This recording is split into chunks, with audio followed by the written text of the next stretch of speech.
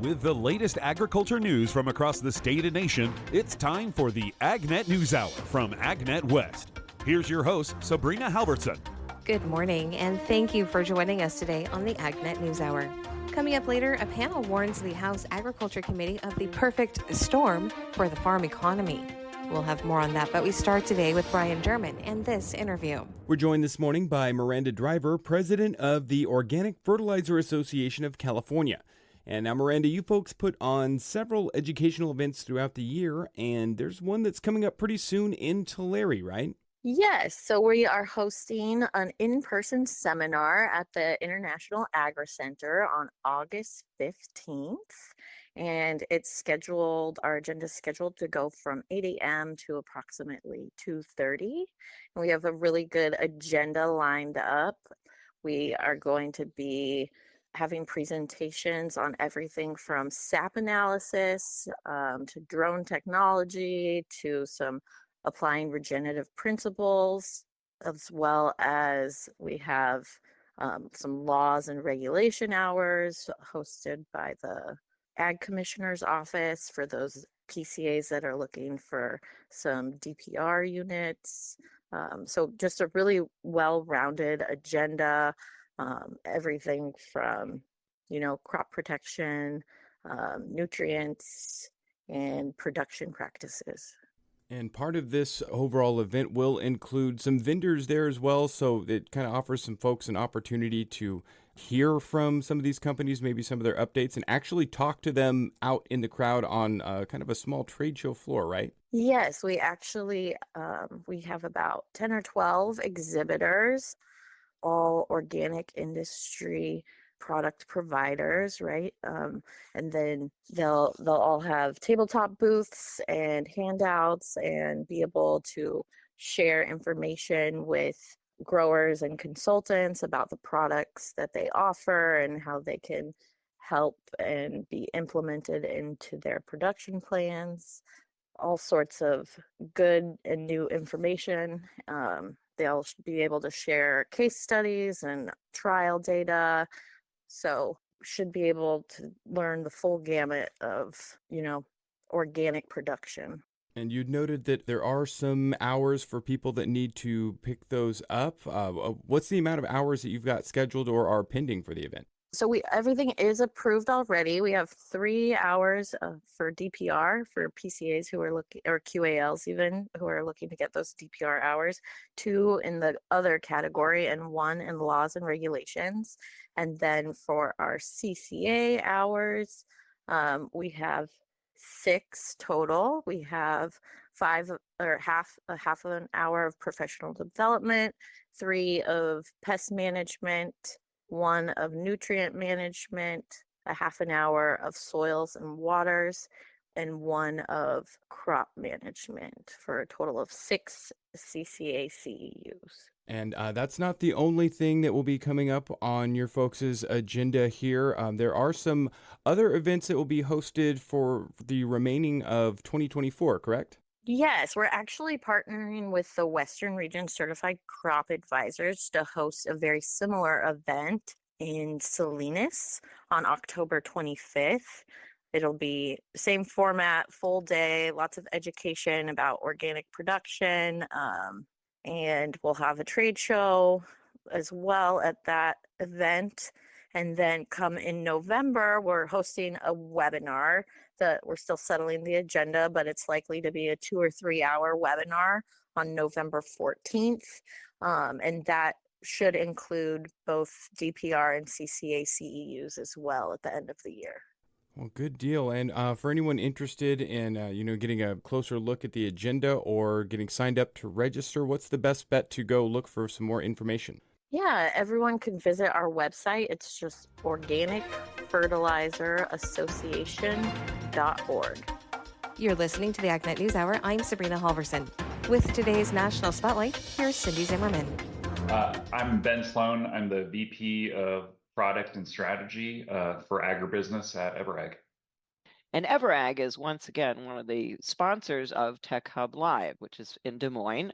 And why has EverAg been a sponsor consistently here for Tech Hub Live. This is the fourth Tech Hub Live and the third one here in Des Moines. I think the big opportunity, in addition to the great attendance that we continue to see, is there's a lot of tactical and practical ideas and discussions and talks and conversations that drive just a really great synergy and energy that comes from the conference. Well, what is new right now with EverAg? Because you have gone through some changes over the last 4 years. Yep. So, we formerly of EFC Systems got to join this EverAg group a couple of years ago, and as part of that, it's been fantastic to be part of this larger organization, the additional resources that a larger organization brings, and also opportunities to work and connect across the agribusiness supply chain. So we have efforts in the dairy and livestock space. We have efforts in the financial services and risk management space, and then we really work in the agribusiness space, and there's a clear synergy and connection between all of those three avenues or legs of the stool, as we often call it, in servicing a grower in the United States. And so, independent of what suite you're working with, we're looking and excited about the additional future opportunities of the synergies that those businesses bring to really bring that holistic view of that relationship with the grower to our ag service provider customers. Well, Tech Hub Live has also grown over the last 4 years and changes. And you've looked at the schedule coming up, the agenda. What are some of the things that are really exciting you about the conference?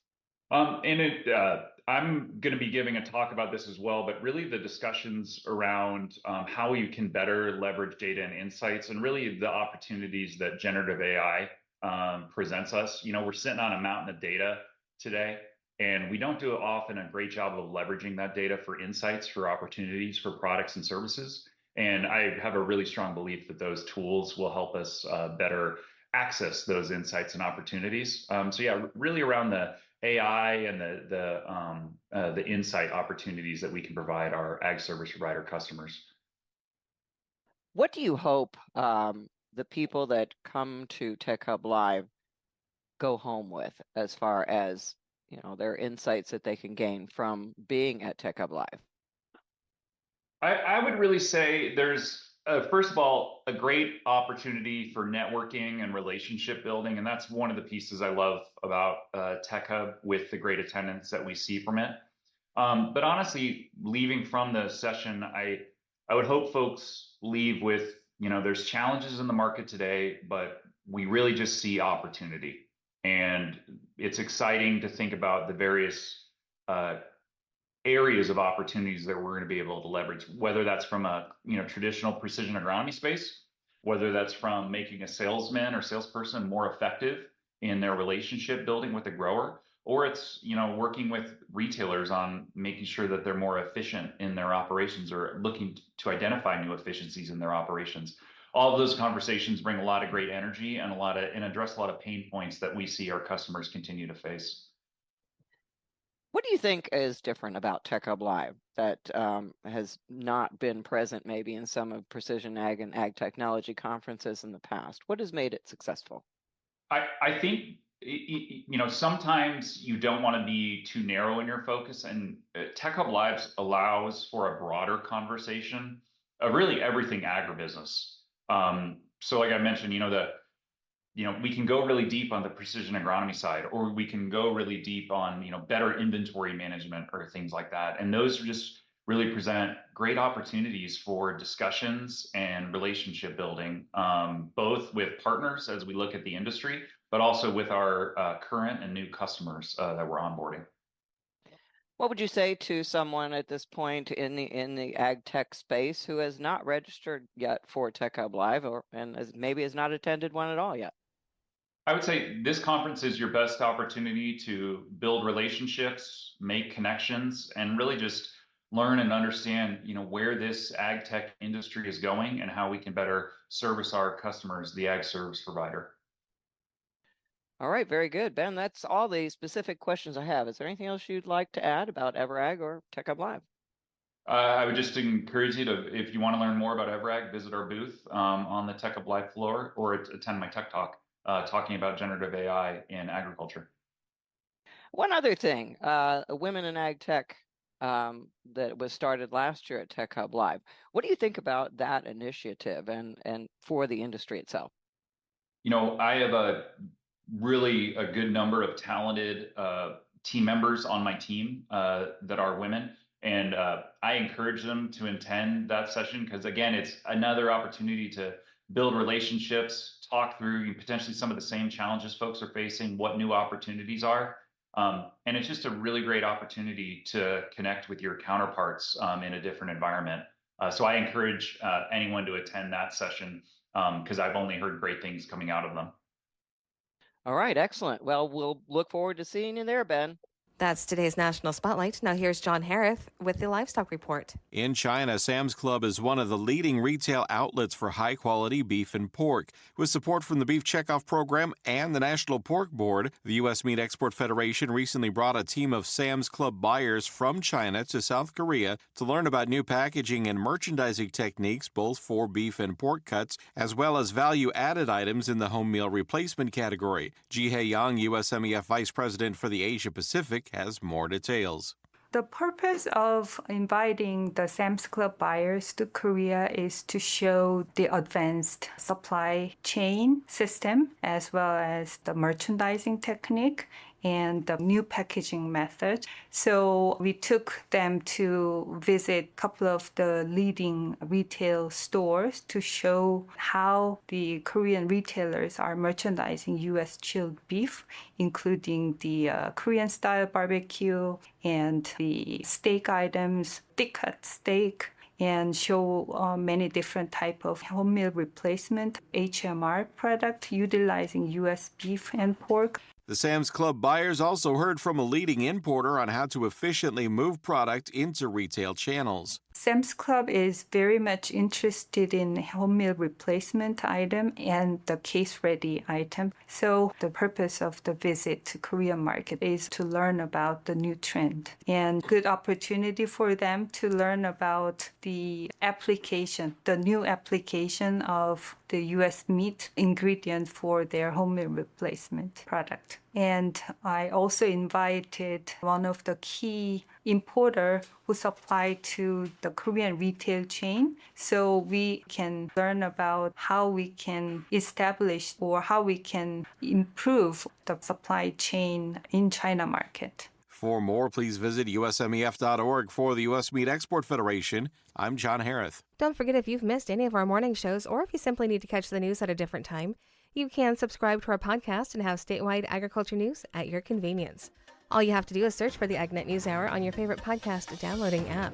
That's AgNet News Hour, and it's available wherever you listen to your favorite podcasts. This segment is brought to you by Live Earth Products. To get to know a little more about Live Earth Products, we're talking on the phone today with Vice President Russell Taylor. For the Conservationist of the Year, what goals would you like to see occur this year?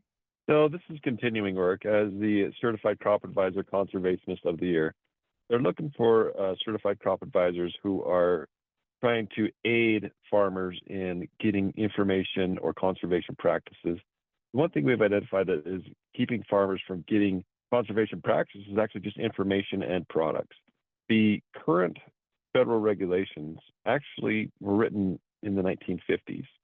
And at that time, those rules were only restricting fertilizers and pesticides. They didn't put into account other developing technologies such as plant biostimulants and some of these newer technologies we're using in agriculture. And so for 2024, our goal is to really help change the laws that are impacting biostimulant regulation to allow them to be used and treated as a fertilizer, not as a pesticide. So what does that process look like to go through that and get that change to be where it needs to be?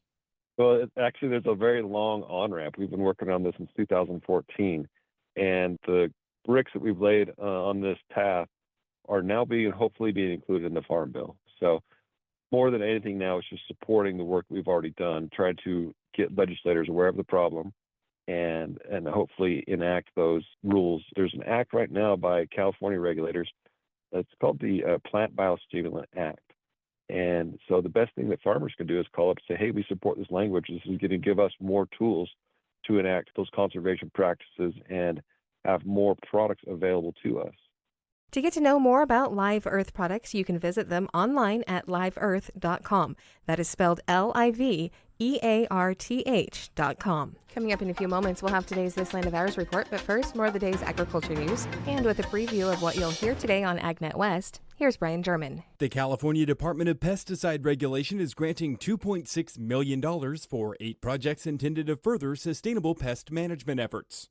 More than $1.7 million will go towards research grants to boost knowledge and practices in integrated pest management.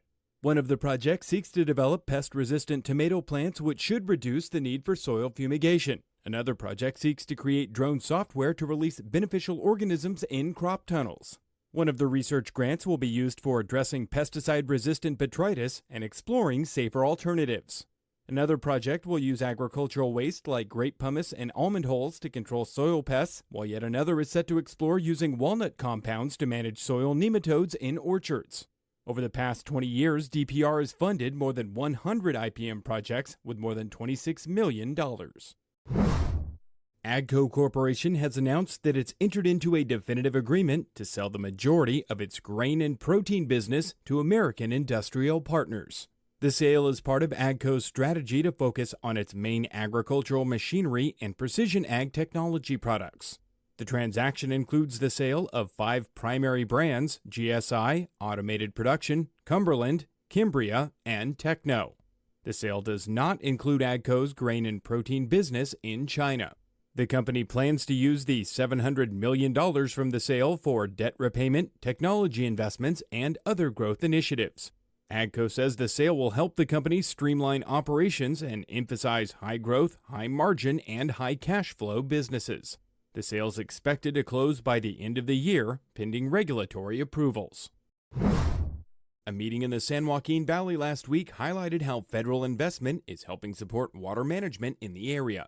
NRCS California State Conservationist Carlos Suarez detailed some of the topics of the meeting. We're here with Deputy Secretary Xochitl Torres-Mold and Congressman Jim Costa and members of USDA Family Rural Development, Farm Service Agency, and NRCS, and irrigation districts in the area, highlighting some of the projects that we are working in partnership with them, specifically one of them being on groundwater recharge. As we know, with the recent droughts that we have in our state and the passing of SGMA, has become more imperative that we work in partnership with our irrigation districts, water management districts, but also the farmers and ranchers in the state in supporting the groundwater recharge in our great state. A House Agriculture Committee panel highlighted severe challenges facing the agricultural supply chain. Panel members pointed to falling crop prices, rising input costs, tightening credit, and natural disasters as major issues. Witnesses urged policymakers to strengthen the farm safety net with enhanced risk management tools to prevent further economic damage. 2 producers from the panel both described a perfect storm of plummeting prices and skyrocketing costs.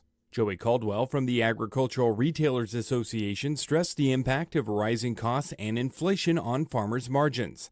The panel called for immediate action to support the agricultural sector, highlighting the need for a stronger safety net to ensure the sustainability of American farming.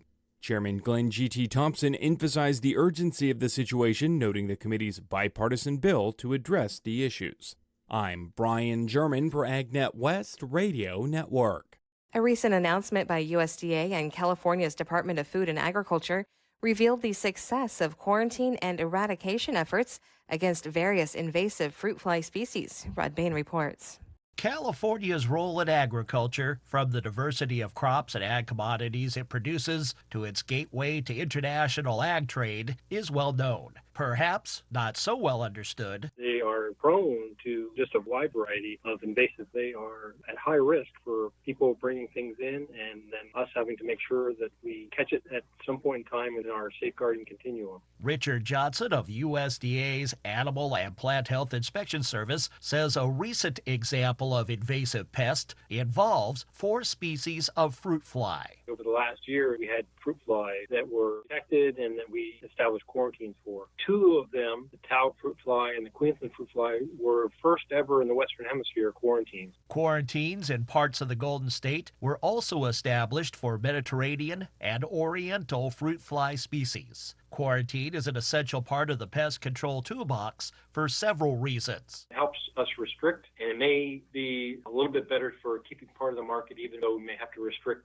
some of the market where quarantine actually exists. Quarantines also prevent the movement within the United States, so that helps keep the rest of the country safe by restricting the movement from the quarantined area. In addition, APHIS partners with the California Department of Food and Agriculture and local stakeholders in quarantine areas regarding monitoring and eradication efforts of these invasive pests. With this set of quarantine, we mobilized a lot of people, had a lot of volunteers from the USDA staff go out there to help participate because it had overwhelmed what the state could mobilize. This aggressive effort to minimize impacts to over 400 species of fruits and vegetables in California, both in commercial fields and orchards and in backyard gardens, led to recently announced progress. Reduction of the Oriental fruit fly quarantine area in 2 Southern California counties, and eradication of the Tau fruit fly in Los Angeles County. Johnson says to continue the progress to eradicate various fruit fly pests, the help of the public in quarantine and non-quarantine areas is essential. Not bringing in infested fruit. If you travel, you don't bring it back into the country, or you don't bring it from state to state where you may not know. And so it's an effort from everybody as far as how we can minimize the impact, exclude, safeguard our agriculture. I'm Rod Bain reporting for the U.S. Department of Agriculture in Washington, D.C. China's plans for food self-sufficiency are not going as expected. That's coming up on This Land of Ours. China's quest for becoming more food secure is getting interrupted by extreme weather challenges. Torrential rains and floods have battered most of the nation in recent days and weeks. The South China Morning Post says that's threatening the productivity of a farming industry that's already lacking in efficiency. The Chinese government issued the equivalent of $32.8 million in emergency funding for recovering agricultural production in 5 provinces. The funds will be used to help curb agricultural losses and to lay the foundation for a solid autumn grain harvest, which would likely make up most of the year's food output in the country. China's been pushing for increasing food self-sufficiency, but increasing occurrences of extreme weather events in recent years have made it difficult. Beijing began the push for self-sufficiency to help feed its extensive population amid the increasingly uncertain global food market. Here is today's featured interview. Sure. My name is Christy Haynes, and I am a chemistry professor at the University of Minnesota. All right, and you presented recently on fighting hunger with nanoparticles, and that was what I was primarily interested in. And first, I would just like for you to explain to our listeners a little bit about the background on this and what that actually means. Sure. So I come at this from a chemist perspective, as you'd imagine, and somebody who has been doing nanoparticle design for pretty much my entire career, which doesn't sound like it necessarily has anything to do with agriculture or hunger. But when I talk about nanoparticles, first I can clarify. I mean, when you take a tiny amount of matter, shrinking it down to the size of like a virus, for example, and it has unusual chemical physical properties because you've shrunk it down to that spot, we find that we can design nanoparticles to have properties that you wouldn't find in other parts of material or molecules. And so about 8 years ago, I started thinking about how you could design nanoparticles that would be relevant in agriculture. And I say this as somebody who has never been a farmer, right? I mean, I have collaborators that are that have farms and are plant pathologists, and so I have experts talking to me. But mostly what I was thinking about was the fact that while we have continually been able to increase the yield of crops through various agrochemicals and pesticides and other tools, I think most people know that the rate of those crop increases is actually decreasing, and that we're kind of maxing out what traditional agrochemicals can do. I think many of us know that the delivery of agrochemicals to plants to do the job we want them to do is actually pretty inefficient, and that we end up with a lot of agrochemicals in places that we don't want them. And so the thought when I first started working on this was, could we design nanoparticles that could actually make their way into a plant, either through the leaf or through the root or from a seed, that could transform into something that the plant could use so that it could essentially protect itself from disease or pests, for example. And maybe we could decrease the amount of agrochemicals that would be used, and maybe we could even use some of the plant's own kind of basic biochemical machinery to survive, to thrive, to produce more edible food that wouldn't have the same kind of downstream ecological impact. Does that make sense as an overarching concept? It does. It does. Okay. The idea of using nanoparticles, I think it's fascinating, and I'm having a hard time forming questions on it, but it is so intriguing to the thought of using this science. As you know, we have a growing population, and it is going to definitely be a challenge by 2050 to feed just the, population around the world. Has your research shown promise with this? It has.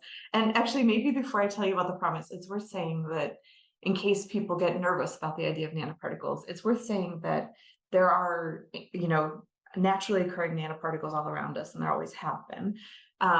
What we're doing are making nanoparticles that aren't exactly what you would find as naturally occurring particles, but we are making them from kind of the most basic elements. So the particles my group is focused on right now are all based on silica.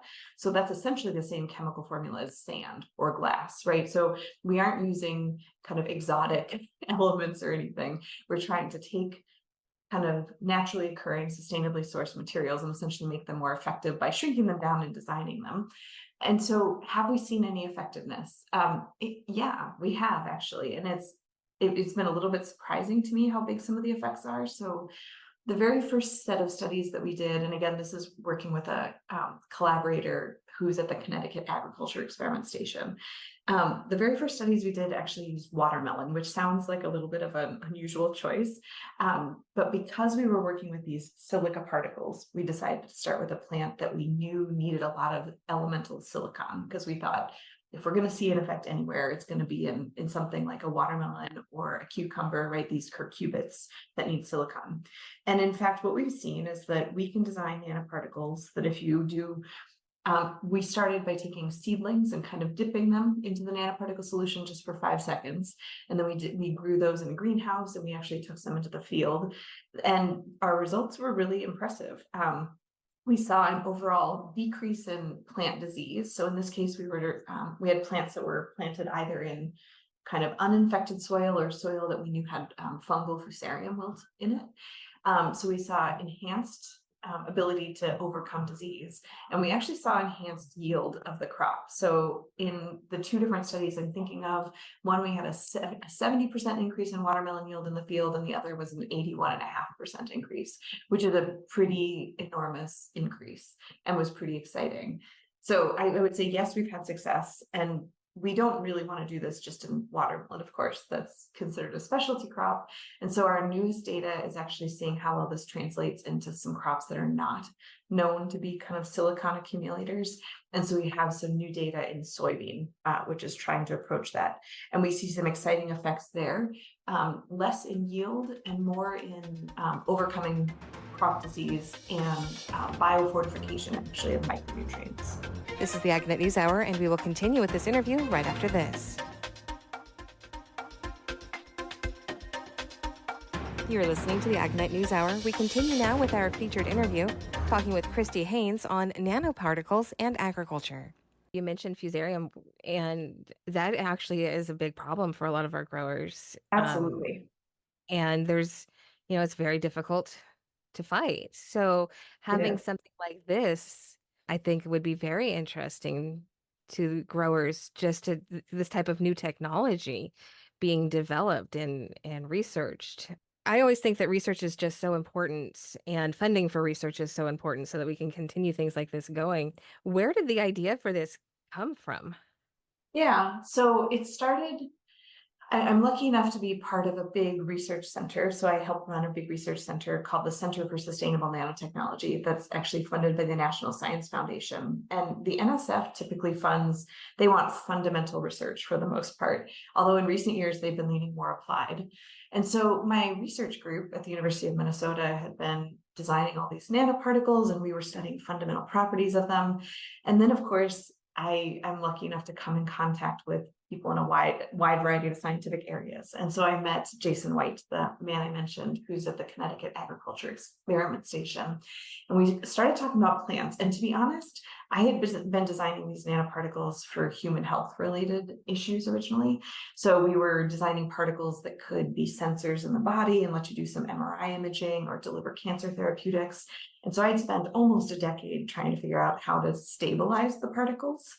And essentially, when I started thinking about the fact that plants need silicon, they take it in the form of silicic acid, and that's the byproduct of what happens when our nanoparticles are in water. All the things we learned to stabilize the particles, we essentially did the reverse for plants. We realized we could purposefully make the nanoparticles transform. And so if we could just get them inside a plant, and it turns out it's a lot easier to get nanoparticles in a plant than it is to get them to a person or an organ, then we knew that we could let them undergo their natural reaction in water, and it would produce the silicic acid. And I think what's really important about this is it's actually making use of the plant's kind of natural machinery, right? And what these plants do commonly is they assimilate silicon essentially from the soil. They move it into the plant, and then essentially they deposit it to build strong cell walls and to fortify their leaves, which is part of why they survive disease.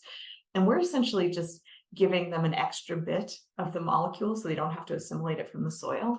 And they're using all of their natural machinery. So this is really more like a probiotic than, a medicine, for example. And I think that's a really smart way to go after challenges like this, is don't introduce anything that's not supposed to be there, but maybe you can produce more, upregulate the function of something that is naturally occurring in the plant. It's good to make sure that is clear as well, especially when you're talking about food. There, people, obviously people are very protective over their food Yeah. and food sources. So, when GMO technology was being developed, and even still, there is such a battle against it. In order to kind of curb that, how would you explain to lay people who are wondering, what are you doing with our food? And how is Yeah, it going to affect things? I was definitely aware of this. I mean, I had watched how nano in Europe was being regulated in a really similar way to the way GMOs were. And of course, I don't want to lose any of the tools that we need in order to figure out how we're going to feed people on the planet. So the way I would explain this to the layperson is it's essentially like we're taking grains of sand, making them a little bit smaller, making them so they're more likely to dissolve. So honestly, the fact that nanoparticles are naturally occurring, the fact that silica is naturally occurring, we're literally just making it so that the plant has an easier time processing it. And when we're doing these studies where we're tracking how a plant does in disease conditions or how much crop grows, I will say we are also analyzing to see if there's more silicon appearing in different parts of the plant. And we've actually verified in the watermelon study, I can say for sure, the soybean is still in progress, that we see no increased silicon content in the edible part of the plant. So even though I'm not worried about the safety of the particle because it's so much like something that the environment already produces, if a consumer is, I can say we're verifying that we're not seeing any increased silica. So essentially what that means is they're getting into the plants, they're dissolving, they're doing their work, in the xylem, in the leaves, and it's not actually ending up in the edible portion, which I think is what people are probably likely to be most nervous about. Yeah. And you're right. And that's the part that people, I think, care the most about. Yeah. Is what is ending up in the edible parts of these plants. You started with watermelons, researching now with soybeans. Any other crops in mind? Yeah, we we have some nanoparticles on some corn plants this summer, which is I'm in the Midwest, and so that's an interesting place to go. I'm not sure what the outcome of that will be. I'll know a lot more in September and October whether silicon nanoparticles are effective there. But I'll be honest, I know when I talk to people who are interested in corn, I know that they are most concerned about zinc in corn. And so we've actually been working on some preliminary projects where maybe we can think instead of silica, or maybe in addition to silica, we can do something that's kind of more crop specific. We have a little bit of data in tomato, a little bit in potato, actually. And in general, we see these trends emerging. The silicon nanoparticle, I think, is going to be one that is generally going to be useful for a wide range of plants, largely because, of course, plants, all of them use silica in their basic structure. I think the effects are going to be bigger in some plants than in others. And we do overall see that we get the best effects when a plant is exposed either at a seedling stage, usually in the kind of first week after being above the ground. And so this is about something that's happening early in the plant's development. I'd love to do more research where we understand, the fundamental underpinnings of that mechanism. That made me realize actually that you did ask me about funding. I mentioned that this started as a National Science Foundation project. Since then, we have actually picked up some funding from the U.S. Department of Agriculture as well. So we do have a more applied bit of funding letting us do this work now. I always like to ask about funding because, when I do reporting on other things like Farm Bill or legislation that includes funding for research, it's nice for people to see this is why funding for research is so important. It's so critically important. And I think that sometimes I think a lot about my responsibility to the taxpayer all the time when I'm doing this work.